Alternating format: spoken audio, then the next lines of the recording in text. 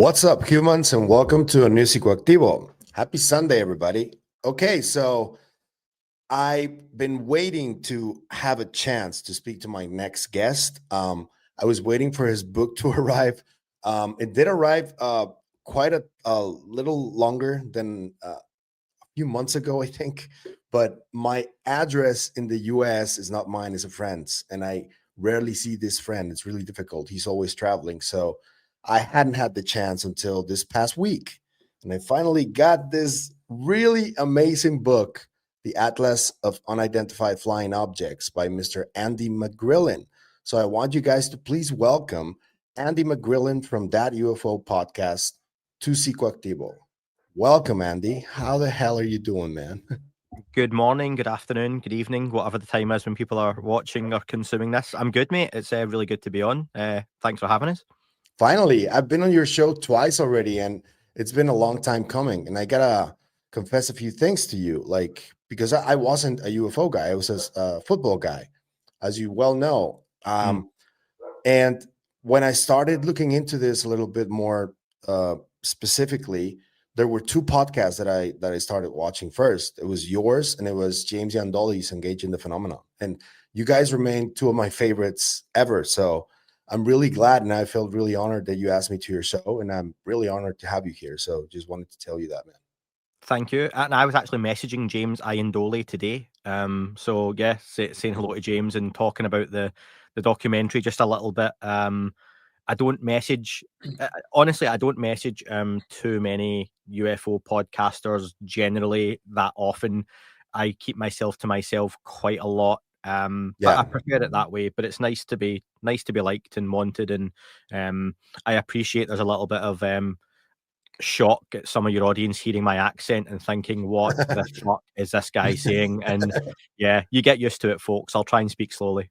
Yeah, and I'm really used to your accent because some of my favorite comedians and sports presentators are Scottish, and I'm a comedy nut, so I really love Craig Ferguson and all the old ones, the older ones. Uh, Connolly is one of the best ever, you know. So Yeah. I got used to the accent. And I really like it, so I have zero issues here. And you guys also lie a little bit when you speak to non-Scottish people, because you do have like an accent that is really difficult to understand. But when you're talking to like Americans or from other nationalities, you fix it a little bit, don't you? Yeah, this is not how I speak to my friends. I do a good American accent. So I mean, I could talk like this. If you want to talk like this, Pavel, we can do, the Age of Disclosure. We can talk about my book. We can do anything you want. I can do East Coast, West Coast, North, South. Fuck it. We can just go US. But no, I think in the UK we're brought up on the US, aren't we? On Hollywood and everything, and TV shows, and yeah, so we're just used to the accents. But yeah, this is me speaking slowly, folks, believe it or not. This is my posh accent for Pavel. It still sounds very Scottish, actually, but okay. It's very You Shrek. can't Yeah, I you sound like can't Shrek escape to it. some people. Yeah, Yeah, yeah. basically. So now that that's out of the way, because I do want to get into it. I want to talk about your book first, because if you guys haven't seen it, the Atlas of Unidentified Flying Objects, this delves into some of the most important, if not the most important, cases in general of ufology. Because it's, how do you have it divided? It's like crashes, military, and what else?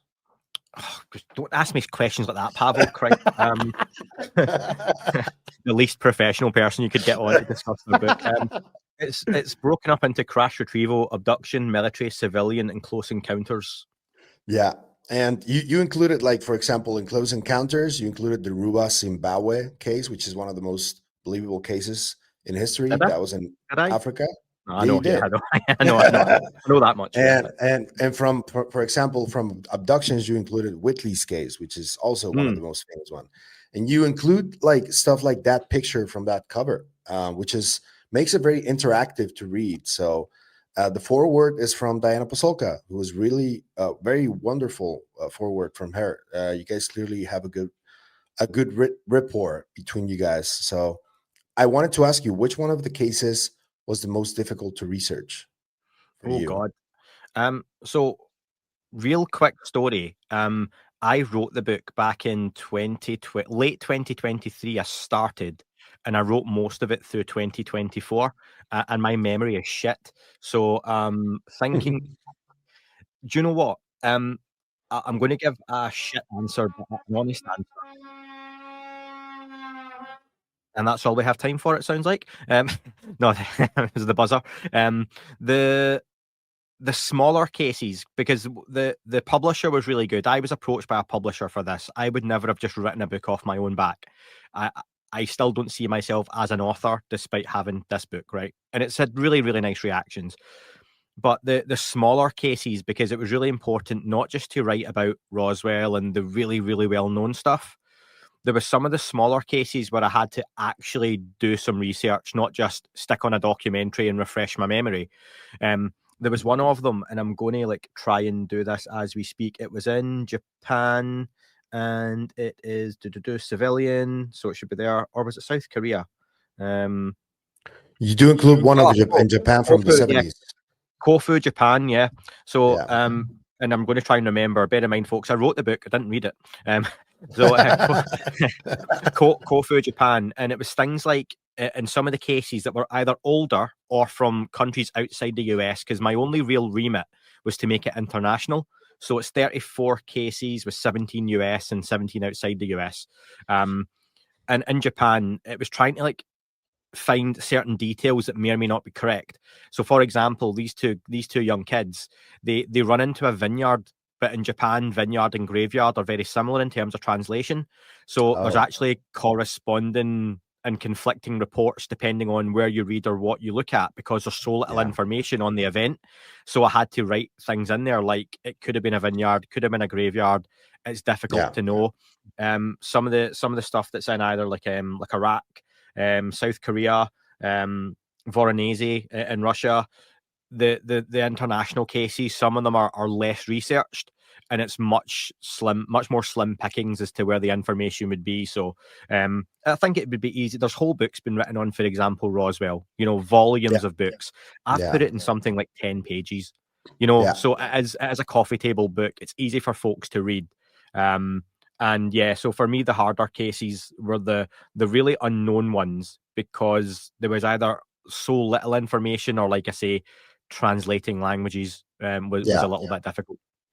Yeah, and there are like very few books that I can find that can be like, you can introduce them to somebody who doesn't know at all anything about UFOs, and they're going to be very well informed after they read this one, because it does cover the most important cases, in my opinion. So kudos for doing that. There are very few pieces of media in general that are that encompassing. So congratulations on that, man. The way I see it, Pavel, thank you, is there are so many great authors out there for so many great UFO books. There's not enough shit authors, and that's what I wanted to do, was come in, and go, if anyone can write a book, that I wonder, I put that statement to the test, and it turns out anyone can write a book. I was really fortunate. I wrote the book, and I had a really good team of people from the publisher who, one, checked through my grammar, copywriting, make sure it made sense. I've got a funny story on that in a second.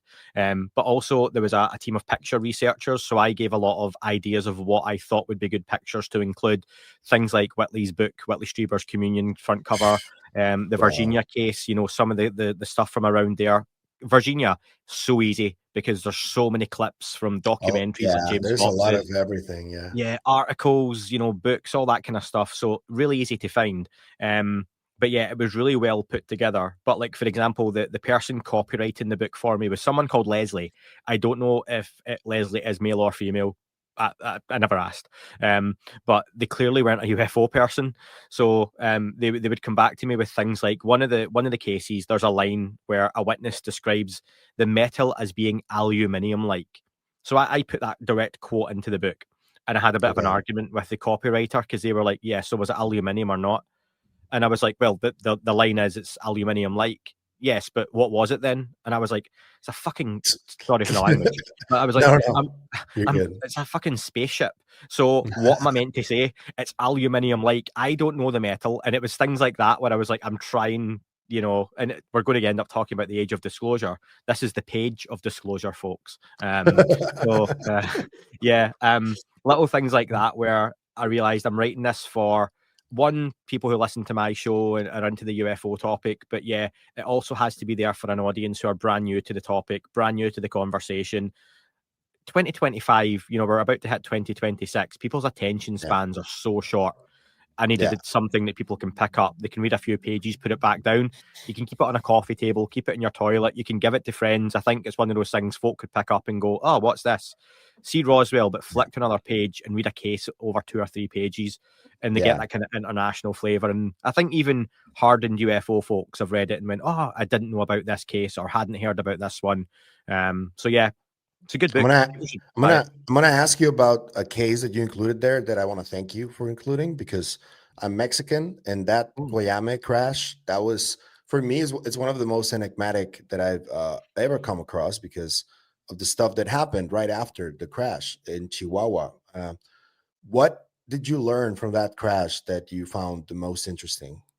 Do you know, I didn't know a lot about the case initially anyway. It's in the crash retrieval section, yeah. Yes.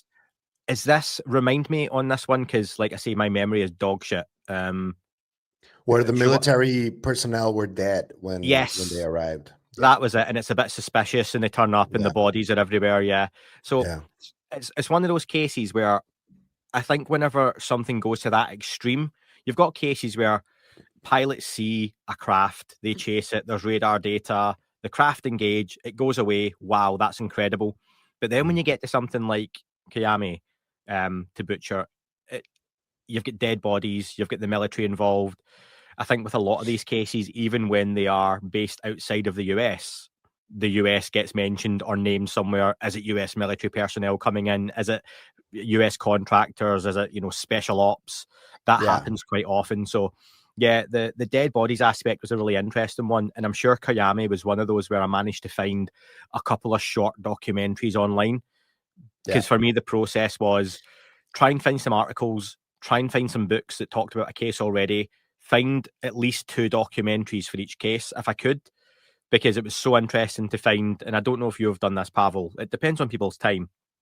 But when you're looking at a UFO case in any detail, the general theme or the body of the information will stay the same across 3 documentaries, 3 books, 3 articles, whatever it might be. But there's small details that change here and there.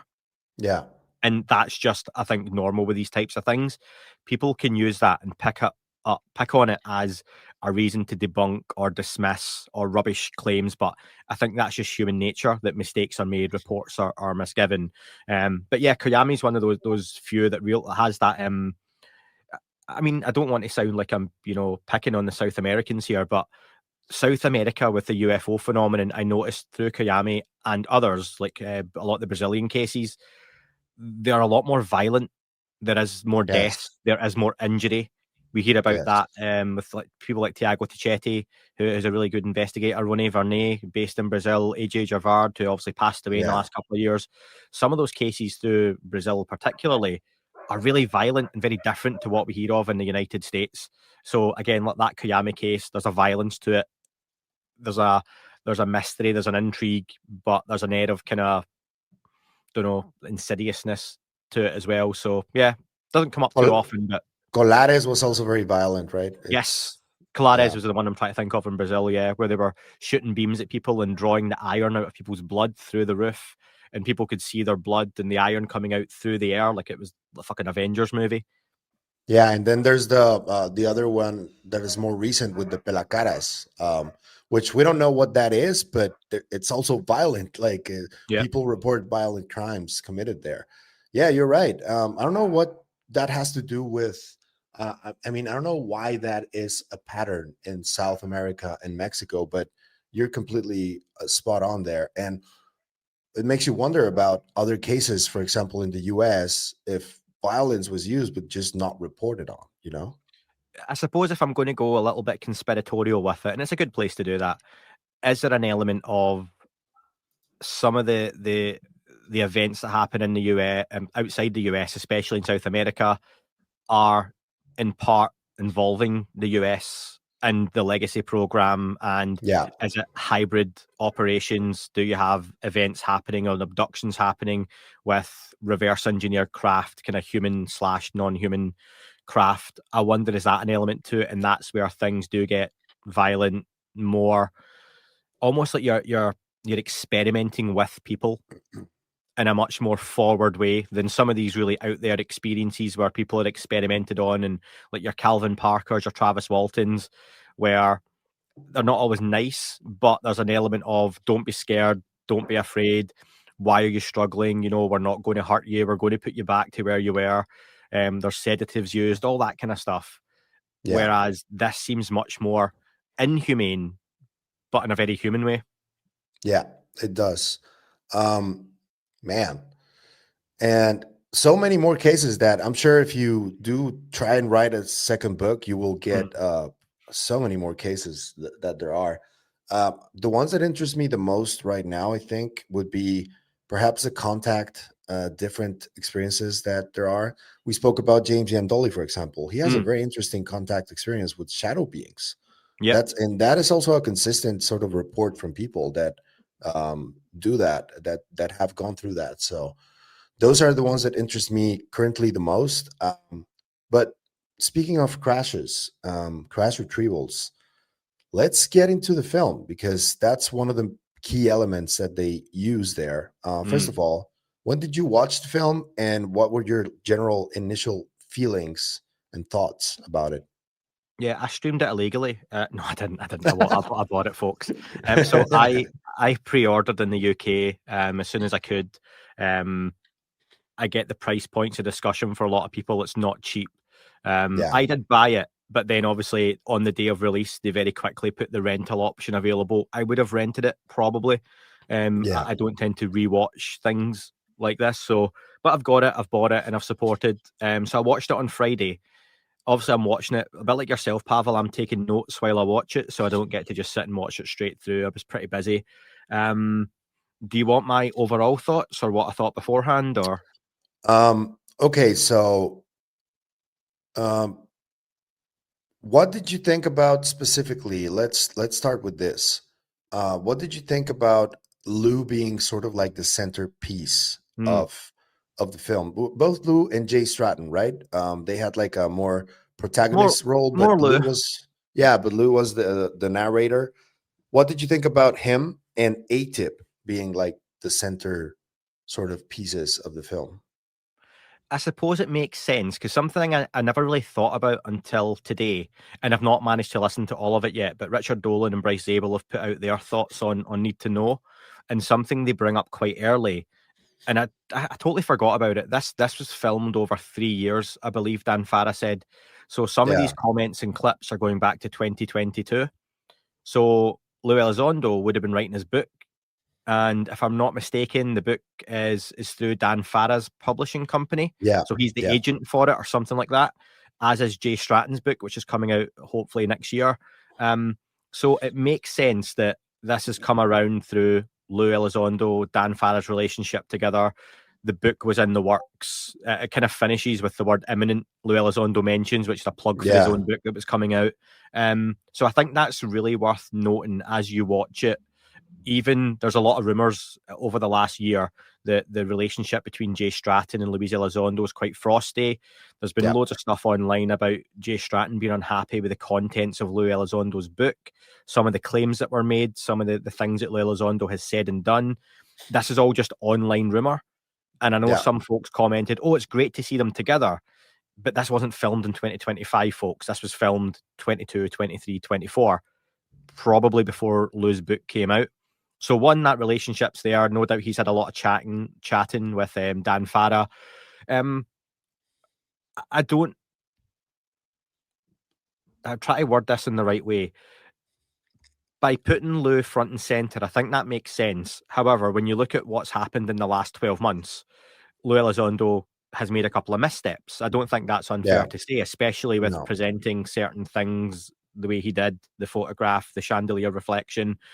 So if you're then someone who sees Lou as the main character, and I'm thinking a member of the public, and you go and watch him as the main guy in this, are you already going in with a bias of, oh, this is the guy who showed chandelier reflections and irrigation fields? That's potentially something people are going to go in with. I don't know. I think it was Bryce Zabel who mentioned on Need to Know, and like I say, I only heard the first 10 minutes. It might have been interesting, especially if you're trying to market this to a US audience in a big way, having a narrator, and they just threw out the name like Tom Hanks. You know, if you had a narrator that was detached from the documentary, would that perhaps have served? I don't know. That's probably nitpicking a little bit, but I don't know what you think about that, Pavel. I would have liked to seen Matthew McConaughey narrating the whole thing with his accent. That's what I would like to see. No, I'm kidding. I don't think wanna, yeah. And he's into UFOs too, so it wouldn't be a bad idea.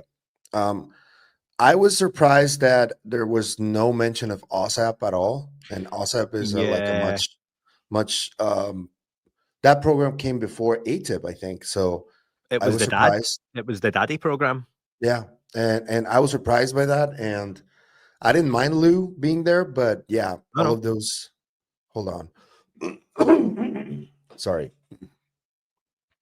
All of those issues that have been taking place over the last couple of years, we've all been looking at the situation, and yeah, it even before the film started, there was already a lot of noise surrounding Lou in general, you know, and those confrontations. There's also he's not doing any press for the film at all, and there were also rumors of other different types of conflicts that happened, and it felt like it was recorded a couple of years ago. That's exactly how it feels for me. The main highlights is the people that I feel come across as the most believable, which is generally the military people and the scientists, in my opinion. And I think those were the strong elements of the film. I don't know what you think about that.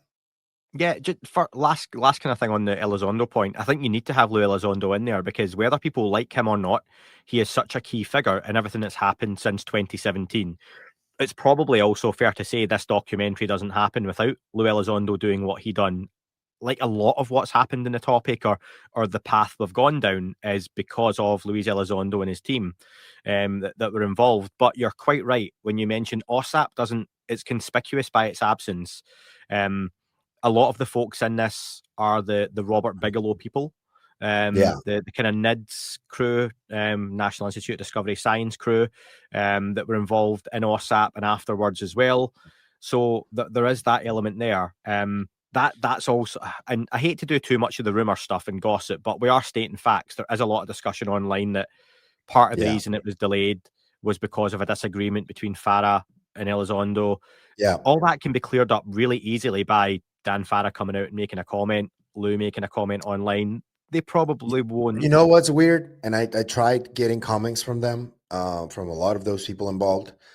I kept getting the same statement from all of them, as if almost the exact same keywords from the statement, you know? And when that happens, you can tell it's a legal thing that they just can't talk about it. And so I just left it alone, but it was pretty evident that something happened in the beginning, and now they probably just agreed, all parties, to just focus on the film and focus on releasing it, right? Yeah, totally, which is probably right. And to your point around the people, the scientists, the big comments, yeah, I think there's a really good mix within the documentary. I really enjoyed seeing and hearing from Eric Davis because he's someone who doesn't do too much. He's not on the podcast circuit, which is unfortunate for people like me and you, Pavel. He's not got a book. He's not done too many of these things. So when he speaks, I personally sit up and take notice. He talked about, the two alien races have been in contact, the Holloman Air Force Base. I think that's the kind of thing, again, putting my hat on to think, I'm a member of the public. How am I watching this? What am I taking in? Comments like his, I think, are really important to kind of keep people's attention, because I don't know what you thought about the general structure and format of that talking head after talking head. And that was my worry beforehand, was bear in mind this was debuted at South by Southwest in March of 2025. Yeah. People who were there, I had one of my listeners on the podcast who was at the premiere back in March, and he was really excited about it, but he did say it's dry. it's conversation after conversation, and I've just recorded my own review on initial thoughts on the documentary and stuff that's going to come out after this, Pavel. But I read through the Rotten Tomatoes critic reviews. There's only 8 of them so far. Even the 2 positive reviews aren't glowing, and the 6 rotten reviews are 5 out of 10s or pretty scathing. So Yeah. yeah, and they do highlight that idea of it is just people saying things without Yeah. the UFO topic in general, though, isn't it? Without there being a strong amount of evidence to back it up. Yeah, I mean, when it comes to evidence in general, this topic lacks a lot of it. We know that. There's mostly a lot of testimony. Historical evidence does exist, and there's a Yep. lot. Your book is a testament to that, in my Hmm. opinion. So you could have shown a couple of things or of credible pictures or credible videos to accompany those testimonies, and that would have made probably a bigger impact, in my opinion. I do agree there, but I also think that they're focusing on just one side of the disclosure topic, right? Because and people instantly go to it's the controlled disclosure narrative versus the citizen disclosure, and it's like you have to also understand that there's a lot of stuff happening in the government now from people in the government that are interested in getting this out, but it's not as easy as just like, here's all the videos and all the photos and this is all real. No, there's an overclassification issue that they also have to deal with, and it's historical. So I do think that this film serves to learn how to understand that legal aspect of what's going on, and I think it was a very decent, well put together piece in terms of that. But they don't talk about abductions, they don't talk about specific things, and yeah, if there were some more images, probably documents that were presented alongside all of those talking heads, that would have been much better, in my opinion. For me, I think there was a missed opportunity. Maybe even, and this is hindsight, and it's a wonderful thing to critique someone's work afterwards. I'm sure me and you would both love that being done to Dan Farah, who is a Hollywood guy and knows what he's doing. But if you could have used Luis Elizondo in a cleverer way than they did. So I liked Elizondo going over the 5 observables, but it was the only time in the documentary I felt they really gave context for the average person watching this with no knowledge. So they talk about, instantaneous acceleration. They then give context. Our fastest craft goes at this speed. The hyper velocity, that they'll say, instantaneous acceleration is this, hyper velocity is this. And we have UP tracked at 40,000 miles per hour. Our craft can go 4,000 miles per hour. Yeah. There's not enough of that educational moments throughout. And I think that's where you could have had Lou Elizondo coming in when you get some big statements, even clearing up that we are talking about this evidence issue, and that's a lot of the commentary from reactions early online is there's a lack of evidence presented. That could have been quashed really early by just a real basic minute or so, taking out Lou Elizondo in front of the screen saying, look, this is going to be an argument that comes up really often, and hitting it head on, cutting it off at the pass to say, we know this argument. However, the difficulty remains in it's so highly classified, and I think that's mentioned by Rubio or someone like that. The evidence is there, but it's so difficult to get layer upon layer upon layer of evidence. And here's why.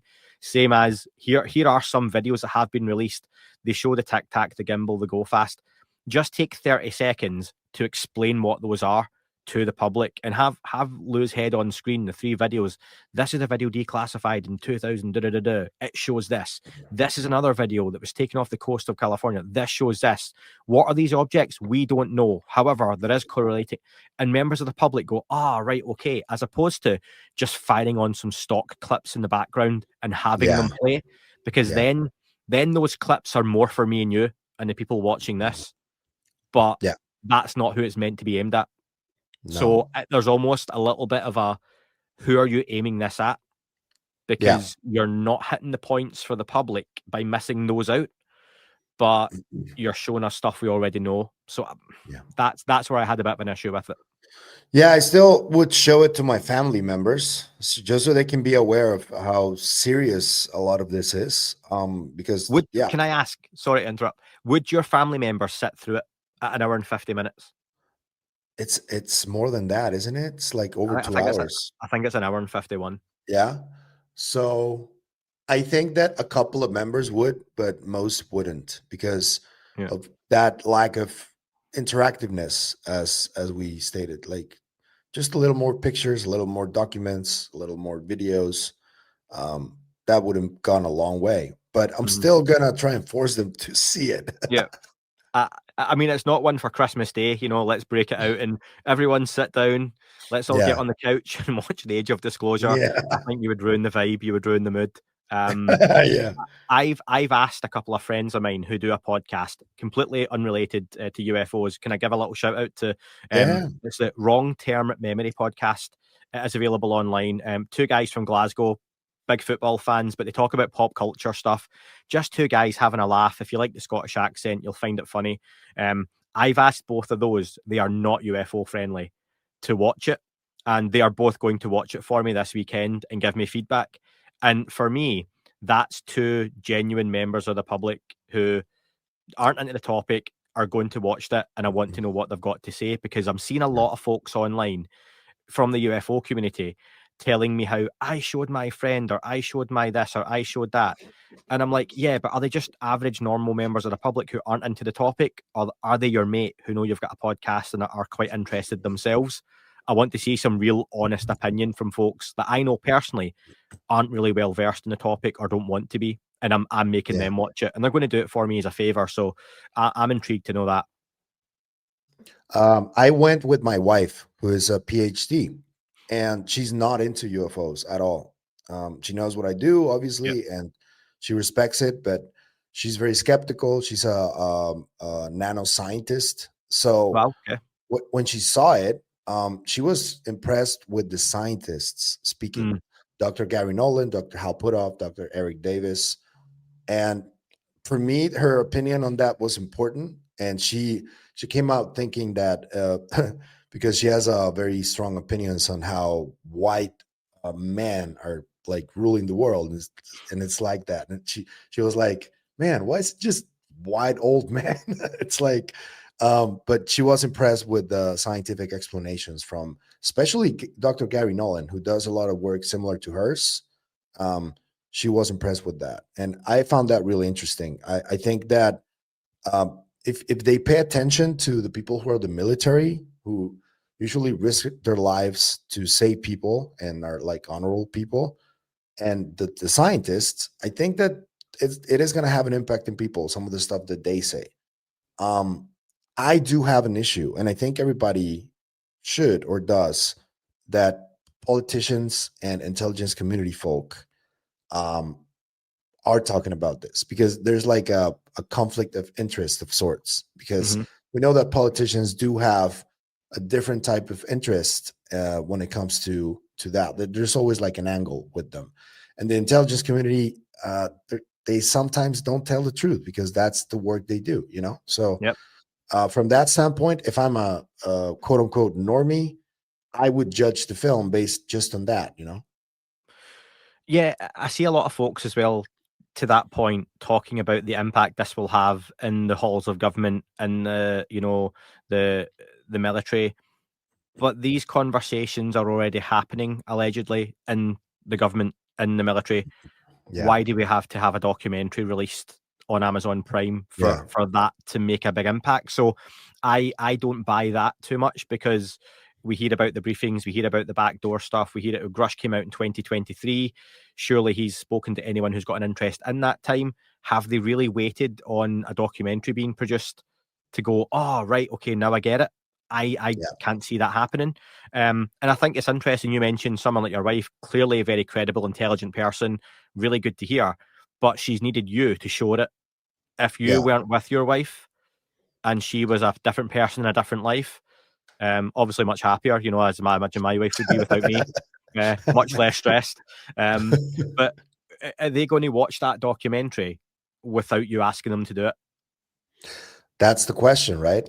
I don't know. I don't know how to answer that, but you're right.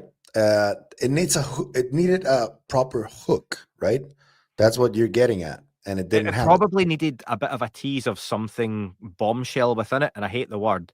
It, the issue is, and I've always said there will be no smoking gun revelations in a documentary, because anything that was true, and I've used the example, if James Fox came across like the shit hot UFO video that we don't know exists, but James Fox gets to the 4K video that's going to blow this out the water. Is James Fox making a meticulous 6 months documentary to then find a distributor to then put it out and wait a year for that piece of evidence to be included? Nope. Or is James Fox within 24 hours sitting in front of Joe Rogan? Or is he on Fox or CNN or NBC, whatever the big network are they all bidding to put this on live news that night?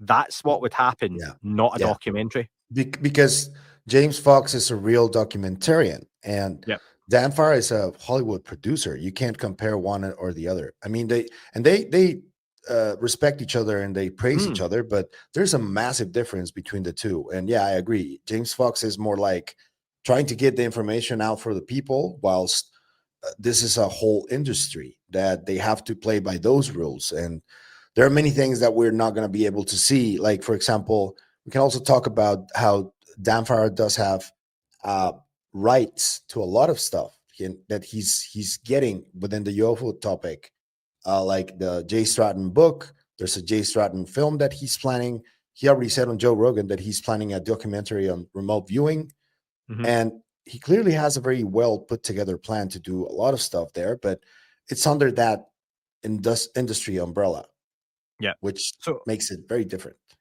Really interesting point you've made, and I think it's a big one that I would love to see and hear more people discuss. But we'll do it first, Pavel, because you're shit hot at what you do. So James Fox has made a far better UFO documentary, in my opinion.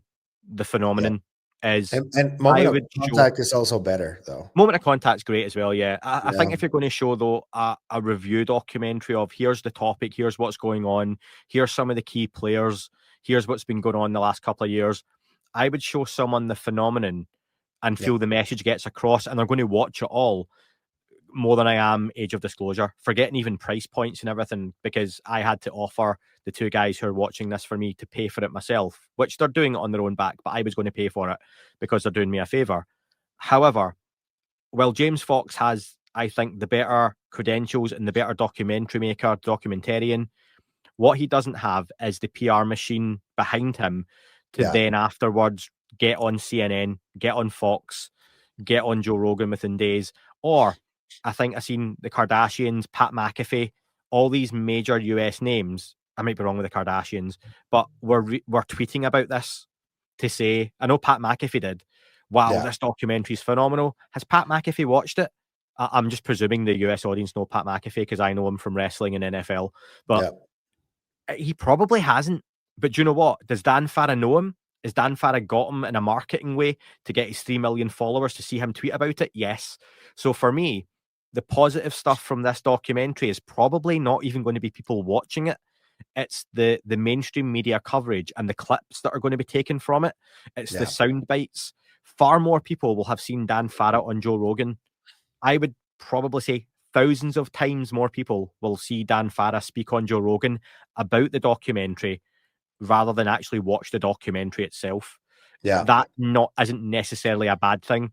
And it's the documentary almost becomes secondary in terms of impact to what the conversation could be following on from it. Yeah, and the whole media, mainstream media coverage that it got before the release, that was huge too. It got CNN, Fox News, Bill Maher, New York Times released an article from Rolf and Leslie. And it was very well planned out, and I think the real impact is there. Yeah, you're completely right. I think also that in terms of surrounding the topic, the real impact that I think, or one of the goals that they have, and they did speak about it in the previous interviews, and even Grush, who just came out on Fox, talked about this. They seem to be pushing for Trump to watch the film and say something publicly. Did you notice that? Yeah, so there's lots of rumors going about again, isn't there, around Trump before the end of the year might make a statement that we're not alone and we're going to be coming out with more, perhaps something like that. But I mentioned on my own review, Pavel, that my Facebook memories every year remind me that around 10 years ago, there was a rumor that Obama was going to disclose. Yeah. We've been here before. So Yeah. is Trump going to come out and say something? Maybe, probably not. I don't know. He's had the opportunity before. If I want to be real blue sky in my thinking around this documentary, is this released for a reason? Is this priming people? Is it priming the media? Is it giving the opportunity for Trump to be really cheesy and usher in the age of disclosure? Is this a prelude to that? Who knows? I think that's one thing time will tell. But am I going to sit here on the 1st of January and be surprised if Trump hasn't said anything? No, Probably not. but it is interesting to see the effort that is like collectively happening, right? There's a Yeah. lot of people mentioning Trump from the topic in big interviews and big podcasts and all. So they're trying though. And Who listen, knows if it will happen? whatever you think of him, Donald Trump's a guy who tends to answer questions whether you like it or not. So I doubt he'll shy away from it if someone can ask him. He's Yeah. very chatty. I see lots of clips of him on Air Force One where he stands and the press all stand at a little window of the door and he just talks. And you're like, just someone ask him, have you seen Age of Disclosure? Do you plan on watching it? You know, what are your thoughts on this whole UFO thing? Because it's not going away. And try and get him to follow up on it. But That's actually the perfect question though. The one you just asked, that's how you should do it. And it's really quick, simple, and you can get an answer from him quickly. Like, because that's what happens when they're interviewing Trump. They know that he's always like very don't give him time. Don't give improvisational. him time to think. Bang, bang, bang, Donald. Improvisational. Yep. Yeah, that's And how you should he'll do just it. talk. So Yeah. for me, yeah, if there was a guy going to do it, maybe he's the one. And thinking down the line, and I don't know, you're far closer to this than me, Pavel. I get the feeling that a Marco Rubio at some point is going to have visions of running for a presidency. And JD Vance as well. So I they're know going to compete. the rumor's Vance Rubio. Yeah. Does that set up as two guys who are into this topic? We know Rubio's deeply into the topic. Would that serve well for a kind of slow drip disclosure that, okay, Yeah. these are good folks to have in there because Yeah. of what might be coming out? And Yeah. that obviously, And whatever the truth is, it kind of seems like it's not going away at all, because the ones that are next after Trump are even more into the topic and have spoken publicly like this. So it seems like whatever the truth is, somebody's going to eventually come out and say something from those high spheres, right? yeah. Here's the issue. I was quite impressed with myself, as I often am. I had Richard Dolan on the podcast a couple of weeks ago, and this idea that the toothpaste can't go back in the tube, the genie can't go back in the bottle, disclosures here, that's bollocks to me, okay? Because this has been covered up for 80 plus years. I use the analogy of, if you've seen, is it Batman Forever with Two-Face and the Riddler Yeah. and Joker, sorry. The Classic. Riddler, sorry. So it's got a place in my heart as a kid. I went to see it in the cinema, okay?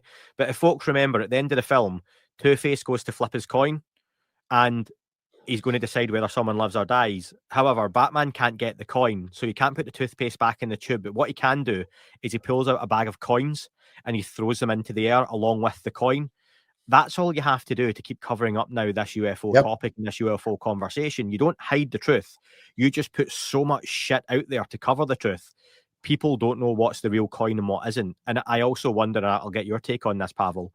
In this documentary I'm watching, going, a lot of these folks now have been involved in this at various levels for a long time. Surely if you are those legacy program gatekeepers, is it a lot to say that a couple of these people that we see on here as, and we're assuming all these folks on here are quote unquote the good guys wanting the UFO stuff out, is it a stretch to say that one or two of them perhaps aren't the good guys and are working on behalf of the gatekeepers and the legacy programs? Because that would be a good way to do it. Yep.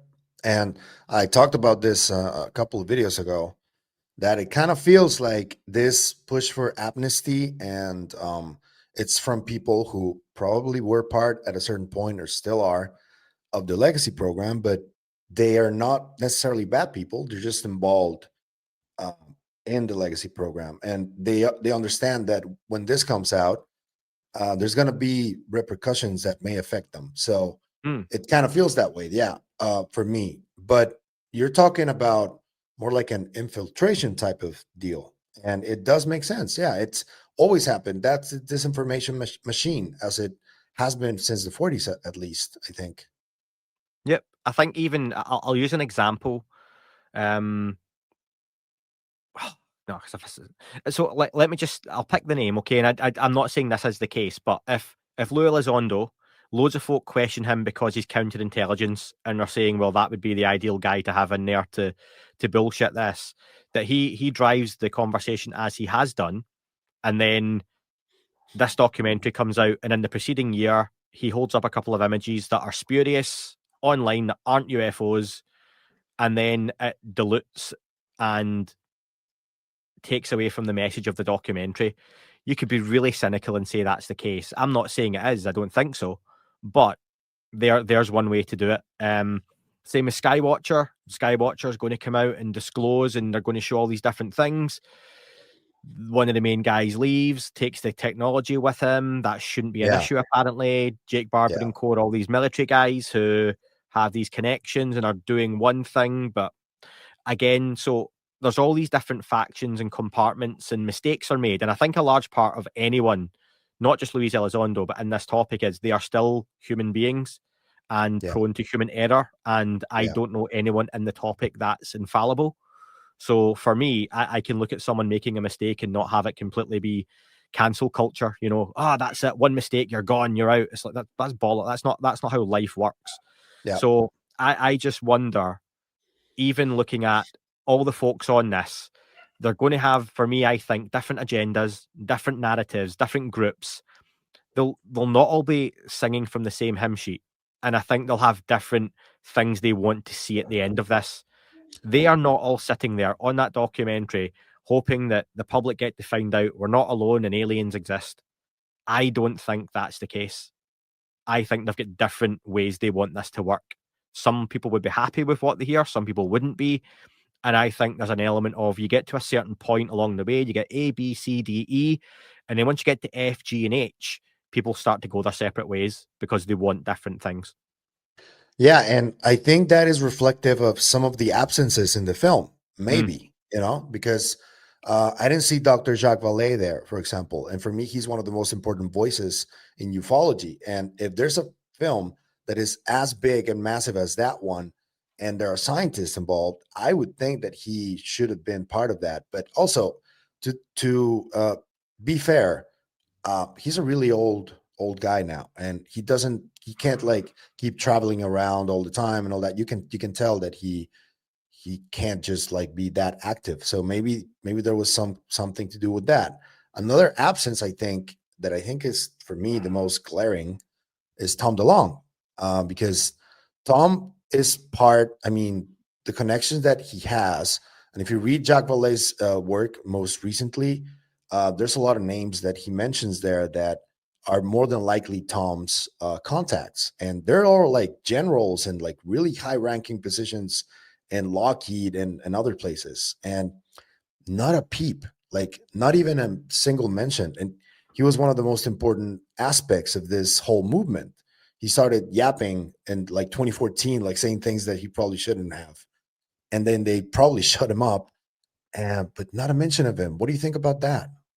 So Vallée is a really good shout. I got to see Jacques speak at the Sol Foundation symposium a couple of weeks ago. Still a very switched on guy, good sense of humor about him too. Even though he's French, they are not famed for their humor. So that is a glaring omission, and I don't think the travel should have been an issue. He's in the States enough, and they could have sent someone over to record, So I think that's a really good shout. DeLonge, I would have loved to have seen speak. However, does he then take away some credibility from the documentary when you see, forget people like us, again, we know Tom DeLonge for the UFO stuff, as well as Blink 182, right? 182. However, you've got the Secretary of State, Marco Rubio, who was obviously just a representative at the time. You've got multiple representatives, you've got Nobel-nominated scientists, you've got former government officials, and then you've got punk rock singer Tom DeLonge. It maybe just doesn't work in terms of the 34 people listed in this documentary. Yeah. It would be a bit of an outlier. As much as I would have loved to have saw him in there, It maybe is unfair he doesn't get a mention, but maybe that's a little bit of the old, UFO to UAP, trying to rebrand. Do you want the Tom DeLonge story as part of that? For the same reason, they leave out abductions, they leave out experiencers. Is it just a route they don't want to go down? But I think you're fair that he deserved his roses. For me, not even a mention.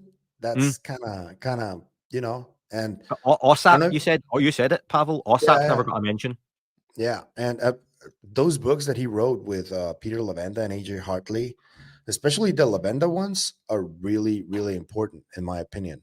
Secret and I don't Machines. know, yeah, the nonfiction ones, yeah, they're really good because they encompass everything, like even from a religious philosophical standpoint. And not to mention that's interesting. I do know that, and this was reported already, that some of the rights for Tom's work were also acquired by Dan Farah. So maybe it has something to do with that as well. Some sort of copyright thing that they're working on a different project, so they don't want to mix them. It could be that as well, right? Yeah, they definitely seem to have taken the decision on this, that things started with Lou Elizondo coming forward. Lou Elizondo ran ATIP. Here's some of the folks he worked with, and the conversation goes from there. Because like you say, they could have gone back and mentioned OSAP. Robert Bigelow would have deserved a mention within that. Com Kelleher, George Knapp, NIDS, Skinwalker Ranch. Is it just perhaps we don't want to have those conversations? Maybe when they were storyboarding it out, how do we have this chat? It was, we can't go there. We have to leave it out. Because, yeah, I suppose I actually hadn't really thought too much of what was missing from the documentary outside of footage. But now you say it, Pavel, I think it's a really good shout that there are some narratives and some clips. And for me, that's why I would love to speak to like a Dan Farah or someone involved. Because, and I've tried like yourself to reach out. They weren't doing screeners. There are no interviews availability. That's really disappointing, because some of that stuff would have been really good to know. It definitely seems like here's the narrative, here's what we're going with. Is that deliberate, or is it just from an editing point of view? We've got less than 2 hours. We have to go with a particular timeline. That's what we're going to stick to, and we go from here and we go to here. Maybe.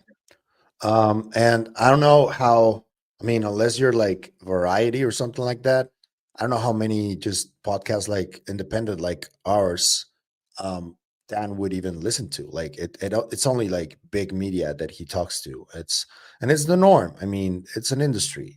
We get it. But yeah, talking to the more grassroots efforts, when you're doing a film about disclosure and about the UFO topic, I think it's also a good idea to approach the ones you respect, at least. I don't know. Yeah, I think even there's a lot of arguments that there's nothing in this documentary that these people haven't already said on grassroots podcasts, in books, or in media clips and interviews. That's not entirely unfair. Maybe some of the big Stratton comment for me around, I have seen non-human craft and non-human bodies with my own eyes, was really interesting, because I was worried he would, when the documentary come out, there would be a context to that where he would say something like, I've spoken to people who have said to me, Jay, I have seen but he didn't. The comment is just him saying just that. So Jay Stratton's the one that's maybe got more to give, but that's going to come out in his book. Yeah. When that comes out. I have some tea. I have some tea on that if you want to. Yeah. When I did a video of a Joe Murgia post where he talks about Jay describing seeing an entity that has had cloaking capabilities. I don't know if you remember that. I did a video on that, talking about that speech that he gave at a convention. Yeah. I obviously made a mistake. I got a copyright strike, and we resolved it amicably because I used Jay's voice with AI to say that thing that he did say in real life. Right, okay. And Jay was like, initially he was like, this is copyrighted content that I'm planning to use in a future in my book. Okay. And I'm like, okay, but you did say that at a convention. I do agree that I made a mistake, that I use your voice and it's your likeness, and that's why I'm taking it down. But I mean, you did say that at a convention, like Yeah. it's out there. There's audio of that. And we resolved it amicably, but yeah, he's probably going to go into detail about that specific quote in his book and probably in Dan Farah's film as well. I would hope so. And like I say, I've not seen the Farah appearance on Rogan yet. I plan on watching that over the next day or so. Maybe he goes into that, maybe he doesn't in any more detail. And I think there are certain things, Pavel, that, not to blow smoke up our arses, but myself, yourself, other podcasters, blah, blah, blah. And I don't like all the UFO podcasts out there, but that's just because people have different styles and people like different things. But I think there's a merit, or there's a benefit to the normal folks who like this topic in letting people like us speak to a Dan Farah, speak to an Elizondo, speak to a Grush, speak to a Mellon, because you don't always have that high level conversation, and you can dig into detail that other people miss out or aren't interested in. But again, they don't owe us anything. I think they've very much gone for the big media with this one. Yeah. And I don't want to come across overly negative with this. I've ultimately found the documentary was good. My concerns, and I don't think they're unfair, people might not like my opinion, but the price point was too high. They left it too late to bring it out, unless there's a reason we don't know yet. And I don't think the general public are going to go and watch the documentary. However, on the back of that, like I said before, Pavel, maybe the impact of this documentary isn't even going to be people watching the documentary, but it's going to be the attention it brings to the topic.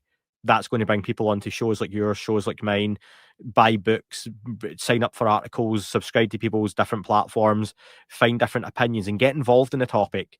Maybe that's going to be an element of ushering in an age of disclosure. It's maybe just an age of more attention on the topic that helps get us towards whatever disclosure might be. If it gets like an Oscar sort of nomination, well, that's what even, they want, isn't it? That's why they've done the limited cinema release. And then it did a good job if it does get that. But for me, more importantly, if it gets Trump to talk and say something publicly, that's the best UFO documentary ever, man. Even if it really isn't. You know? Yeah, listen, at the end of the day, I'm sure it's wonderful for them. But if this walks away with best documentary lighting, or best wardrobe, fantastic. That doesn't help anyone. But if it won best documentary, for example, great. I don't know what it would be up against, but like the big one would be if it can get Trump talking. If I'm being really pessimistic though, and I hate to always do this, why is the documentary having that impact and not conversations that Rubio can literally walk into Trump's office and go, "Can I have 5 minutes?" Does he not know this already? Yeah. That's true. Does he have 2 hours to sit and watch this? Would he want to? Yeah. And from what I hear, there's already a lot of information on Trump's desk right now. And you saw Grosh appealing to his ego in that Fox News interview. Dan Farah mentioning it. And they're clearly trying to push it, as we said already. But I do know that there's a lot of information that it's already there. He already has it at his, and he's not paying attention. But to this, let me ask you, what would be the impact, the real impact that you think could happen if he just got on a podium or on the Oval Office and got recorded and just said those words? Do you think it would have an impact? Because there's people that think that given the political situation right now, how divided everything is, they think that it wouldn't have that much of an impact, that many wouldn't believe him. But I would like to see him do it, though, regardless. I don't know what you think. I think you would get 2 different reactions. You would get one that would be a worldwide reaction of, shit, Trump said we're not alone.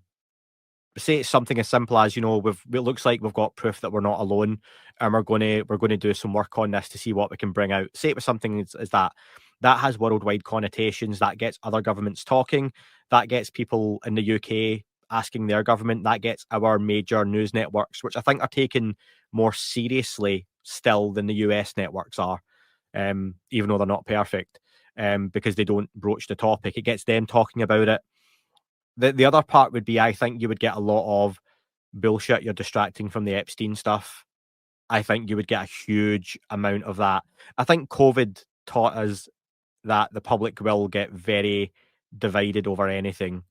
COVID changed the world more than it did just with the lockdown stuff. I think it gave people a different platform and voice that they never had before to actually impact and affect change. And I think from there, it created a lot of divisions and camps. And I think we've seen that politically across the world, particularly in the United States. So for me, yeah, that statement would have a lot of folks with that second reaction of, shit, this is real. It's a psyop. He's bullshitting. What are they trying to distract us from? Regardless of it being a distraction, if he's coming out and saying that and it's not a lie, okay, you have to kind of just run with it. Yeah, and it's not the precedent probably people wanted from the control disclosure movement to say it, but given the situation, how uh, accelerated everything is, it's probably the one that they may get if it happens. So I think that they just have to run with it if they're trying to do it and they're clearly collectively pushing towards it. I think that they already like realized that this is the guy that could do it. So we might as well just try, man. Yeah. It's like, what do Russia then do? What does China do? What does the UK government come out and say? France, Germany, South Korea, North Korea, what do they all comment on this? Do some of them come out and say, yep, we are going to follow suit? Do other governments play dumb and go, don't know what he's talking about? This is crazy. Um, it could just be another conversation people don't want to have. But I think that's where we are in 20. If this had happened 20, 25 years ago, totally different conversation. We're in a different world. No social media, very early days of any social media, even internet days. Chat rooms are a buzz with UFO talk. But yeah, we're in a very different world now. And I think a lot of folks underestimate how quickly the news cycle can move on. And Yeah. would you really be surprised that we finally get capital D disclosure and by Monday there's something else in the news? Yeah, and people are probably gonna say if they see him saying that, it's like if it doesn't affect my life immediately, like right now, I gotta pay rent, bro. I gotta go to work. Like I Yeah. don't care, you know? Like I've said, Pavel, I think still the most realistic chance we have of a real disclosure would be the first step would be NASA saying the James Webb has found signatures, techno signatures or biosignatures of life in something really far away. Thousands of years. We're not going to get there in any of our lifetimes, but we're going to send a probe. And that just opens the conversation. But like you say, there'll be an element of the public will go, oh shit, UFOs. So maybe aliens are real. Maybe they've came here. And you suddenly see a bump in your YouTube numbers. My book becomes a New York Times bestseller, folks. You'll go and grab a copy. But you get more folks jumping on board. But you would have a huge number, Pavel. Disappointingly, I think would go, yeah, but like for example, my wife, I think would be like, well, yeah, it's not going to affect me though. I've still got to go and Yep. do the washing, and the kids need picked up from school at 3 o'clock, and you know what's for dinner tonight. Those conversations all still happen. Yep. You can't just phone up your insurance company and say, yeah, I'm not paying anymore because UFOs are real. Well, you owe us money. Your bills are still Yeah. going to come through the door. Yeah. And I think that's where the main conversation lies, where if disclosure happens and it comes, does that mean that the paradigm should also change? Does that mean that the capitalist model is going to change? And I would see the people that are not happy with that scenario, maybe you and I included, because if we already have like a decently stable situation and we see that it becomes endangered by releasing this information, we would also probably object to it. I would say, you know, Do if you it know, affects your kid or something, you know, yeah, I've it's said before, Pavel, if you take the most vocal characters in the UFO community, okay, the folks who really like their voices being heard online, I appreciate the irony of me saying that with a podcast and you, okay, but I mean people, some of them who just spout bullshit often, right? I wonder if they were taken by Farah and co and taken to a room and they're put in the room and sat at the room in that room as three of the people who know as much as anyone on this topic. Put of Elizondo and Eric Davis, right? And they go, okay, we're going to tell you in the next 5 minutes everything about the UFO topic that people don't know. I wonder how many folks at the end of that 5 minutes, if they were then given the option to forget everything they've just been told, would take them up on that option. I reckon a lot of folks would absolutely shit the bed with the reality of this topic and go, do you know what? I don't want to remember that. Give me the blue pill. You know, there is like a specific case recently that I think happened that too, and this person didn't react well. There were many um, folks that he approached that he was really scared, and I don't know what that person saw, but it feels like they got really spooked out, and like their ontology was rocked, and then there's a lot of denial that comes afterwards. And I think I saw it in real time, and it was like, so maybe that's what would happen with a lot of people that Mm. probably were shown. Like, oh, so you're curious, eh? Oh, okay, so let me show you. And I might, afterwards, it's like, I'm not going to sit here and say that, yeah, tell me the truth of everything and I'd be fine with it. I might be the same. Could go crazy. yeah, I don't know. You might go yeah, like, yeah, well, we've got these entities visiting from a different dimension, and you go, oh, okay, yeah, but here's something else you didn't know. Oh, all right. And actually, there's a kind of sinister element of it that X, Y, and Z, and you're just going, oh, right. And then you yeah, suddenly realize this is why people don't know. yeah. And it's like I'm so tiny compared to all of this. Yeah. What the fuck am I doing now? I It's was just so big. curious. And I think they Yeah, made the comment, didn't they, about was it on the documentary, Jay Stratton says David Grush came out and told the truth. Everything he said is true, but it only scratches the surface of this whole conversation. And I think that's something that is probably a good thing, that people can sit back and go, all that stuff that's out there isn't the totality of this topic. There is so much more to know, to discover, to find out.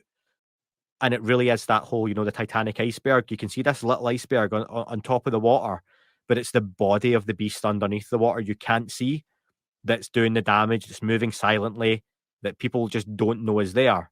And it's just how to get to it. yeah. Um, and well, you everything becomes recontextualized once you realize that, yeah, there could be very well a very sinister element to all of this. And if you read Peter Lavenda, for example, who wrote the Secret Machines books, but he also has on Holy Alliance and all that, you Mhm. add that element as well, like the secret societies aspect and the whole politicians and old money families, then it's a much more complex and convoluted mess than what we can imagine. Like, even so, My yeah. favorite one with all of that, Pavel, you get a lot of folks who often argue that once we get disclosure, we get free energy. Okay, that's bullshit. So are you telling me that you're telling me Trump comes out and says, here's the UFO, here's the aliens, let's bring them out, here's the guy from Zeta Reticuli, and he walks out there and they go, okay, we're going to give humans free energy. Brilliant. How do you get that, Pavel? Okay, so see that next day when you're filling up your car at the petrol station, right? So you're still doing that for some time, but it's going to be a little cube, and that little cube you just basically put in your car, and the engine works. That's it. You don't need the fuel anymore. Are you getting that for free? Those have to be manufactured, mass manufactured. You will pay a subscription for your free energy. Do you know what I mean? You Yeah, will have a device in your house that powers your house, that is really clean, that isn't a fossil fuel. That's great, but you will pay for it. yeah, yeah, There's no world you can convince me that something comes down here and everything all of a sudden is free. It yeah. doesn't happen. You will pay for it. And we're not going to leave the paradigm as a lot of people think we should or we could. Doing that would bring societal disruption for Yeah. sure, for sure. Yeah. And it's a topic that there's a bunch of folks that are involved in this. Some of them are whistleblowers and everything, and there is that underlying feeling like they know if this is a real possibility that this societal disruption happens, but we don't know exactly what the cause of it would be. I would think it would be something like that, like Hmm. destabilization. That's what it would do it.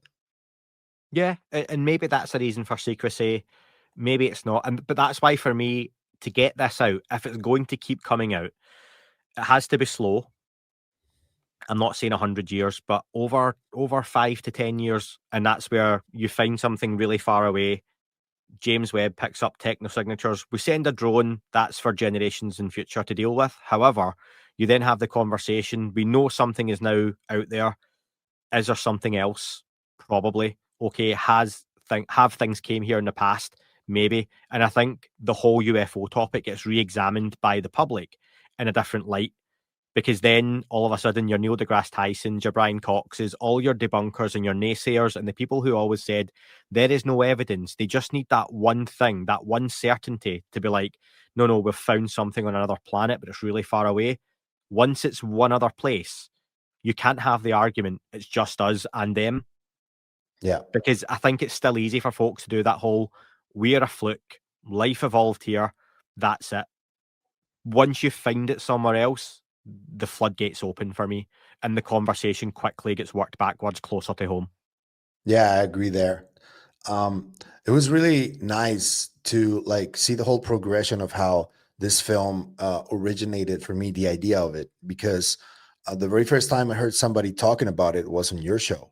You were talking about a documentary that is allegedly taking place, and back then I wasn't as I hadn't developed a network as I have it right now because I was doing an entirely different thing. So I relied on people like you to talk to me about this a little bit more. And I just thought it was really nice closing a circle moment, talking to you about the film when I heard you first saying that the film existed. So that's really cool. I want to ask you like about the more less tangible aspects of this phenomenon, because I know famously you don't talk about that much because you're more pragmatic and you're like more evidence based and more, so but I do want to ask you though, what do you think about the whole psi phenomena and remote viewing programs and all that stuff that maybe for a lot of people it's a little bit more ethereal, but that doesn't mean that it doesn't exist and that it's not happening.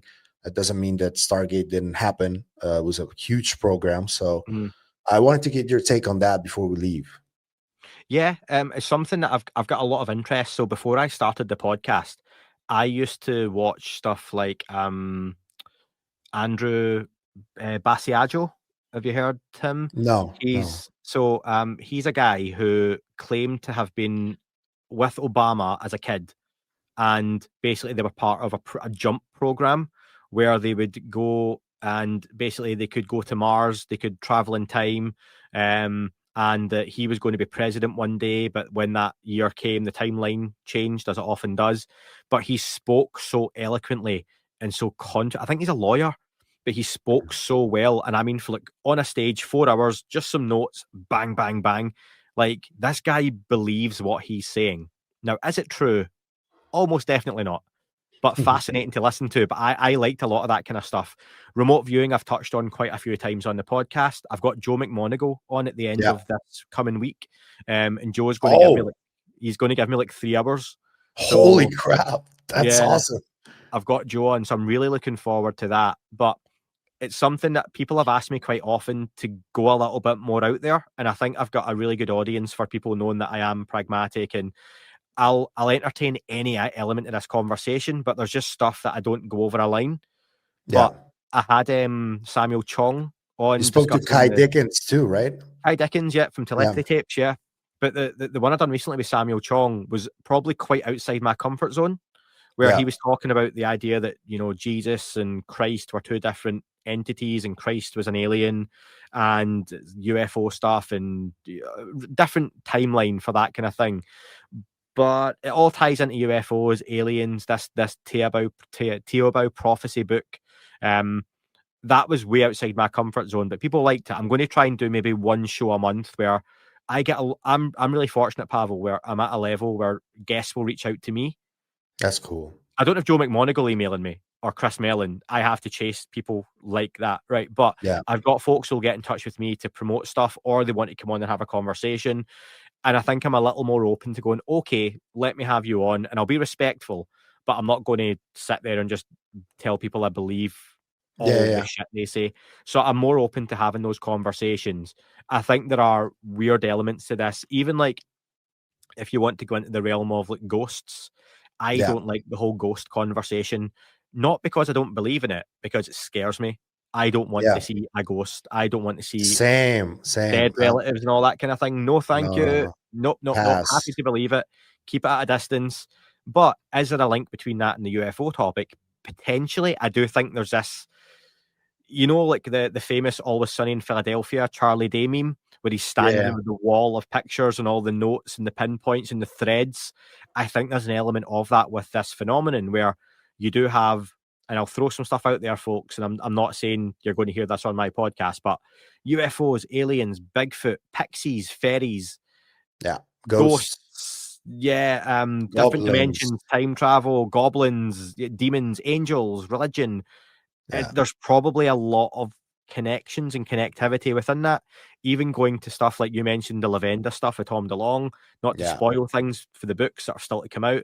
Atlantis comes into the conversation. Is there an Yeah. element of that was probably a real civilization?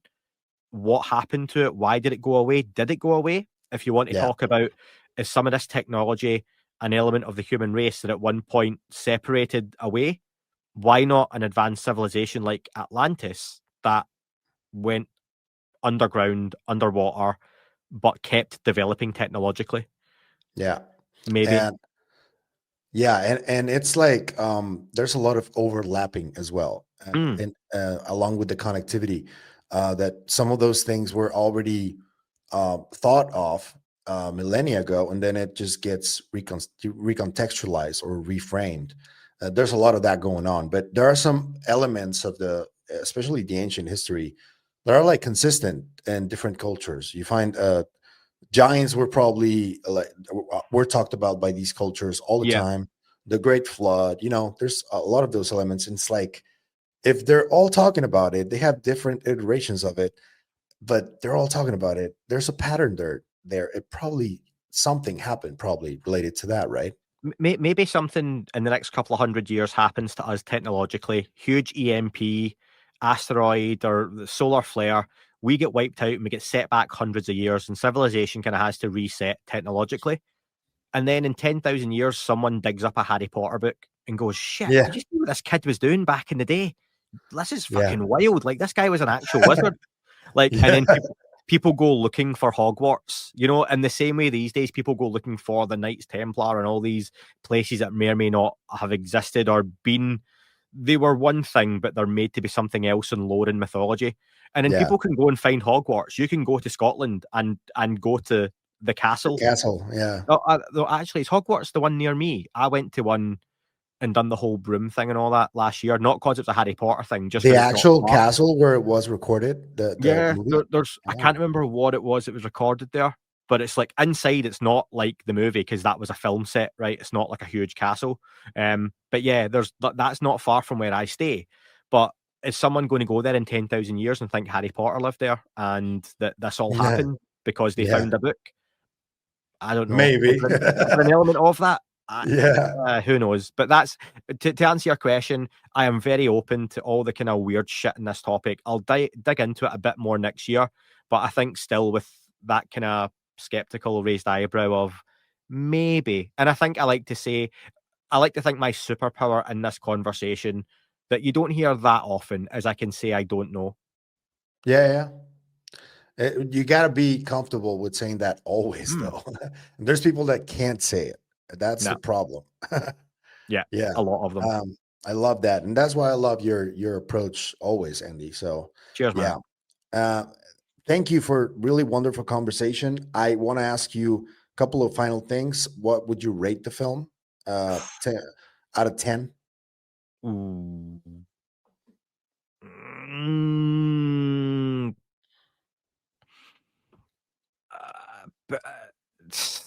six, Okay, cool. 7, 6. Oh no, I don't mean to do the meme. I genuinely didn't mean to say 6, 7.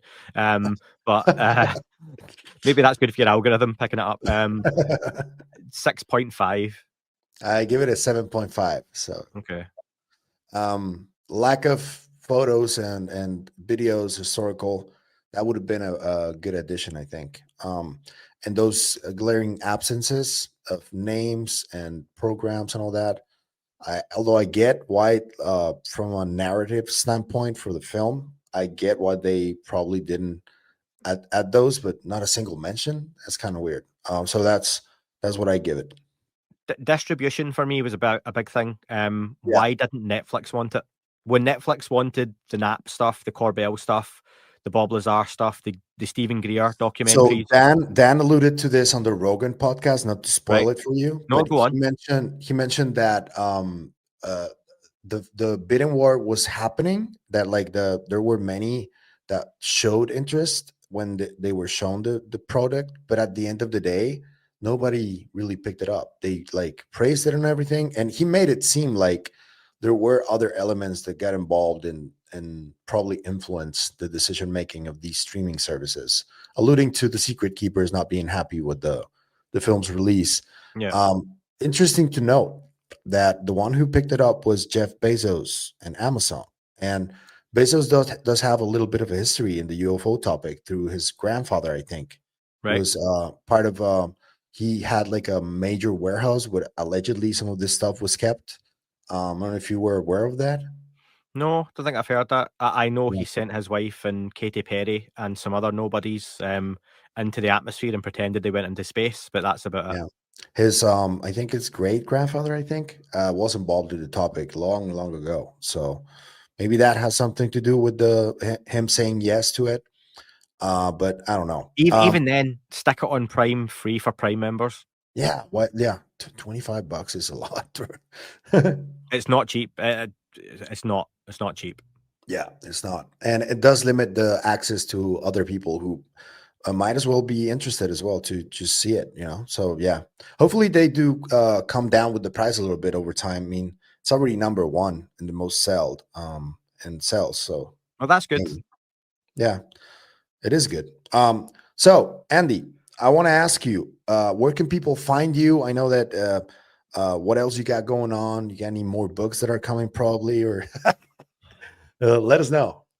How can people find me? Just if you search That UFO Podcast on any platform, I always like to think of myself as an audio guy. The podcast started on audio, and the YouTube kind of came along separately. So yeah, although I think this year I've spent more time getting better with the YouTube and video side of things to upgrade it a little bit. But yeah, so on all platforms they can find me. If they really like it, they can do the Patreon or the Apple Premium stuff or the YouTube memberships to kind of help out. This book has only been out 8 weeks, so let's get this one out the way first. If folks want to pick it up for themselves or a loved one or someone you hate, it's really weighty and you can hit someone really hard over the head with it and do some damage. Props up coffee tables really well. If you've got like a leg that's a bit wonky, really good for that stuff. But it's a really nice book. I think it does a good job. And yeah, I'm always open if anyone ever wanted to have a conversation or drop me a message online. The easiest way is go to thatufopodcast.com. There's a contact form and I get it straight through to the email. But yeah, really enjoy genuinely shows like yours, Pavel. I don't watch as many UFO shows as people probably think. You might be the same as well, Pavel, though, where I have a day job. I've got a family. I've got 3 young kids. Time isn't always there, so I kind of pick and choose, but I do enjoy your content, Pavel, what you pick through. And yeah, so I'm sure if people like your stuff, there may be a little bit of crossover there if they want to come over and check out my own. And you've obviously done a great job as well, mate, because from a YouTube perspective, you've grown really quickly as well. So yeah, gracias. Thank you, Andy. Thank you. Gracias. Yeah. And you guys know what to do, where to find Andy, and subscribe and like if you like this. Share it with people. These are our thoughts overall of the film Age of Disclosure, and my thoughts in our conversation about Andy's new book, The Atlas of Unidentified Flying Objects. Go pick it up. I think it's a really good Christmas gift, if you ask me. If somebody's curious in the topic, for young people, it's I think a really good choice for young people who are curious. So thank you, Andy, and have a great rest of your week. All right. Awesome. Thank you as well, man. Thank you to everyone. Bye.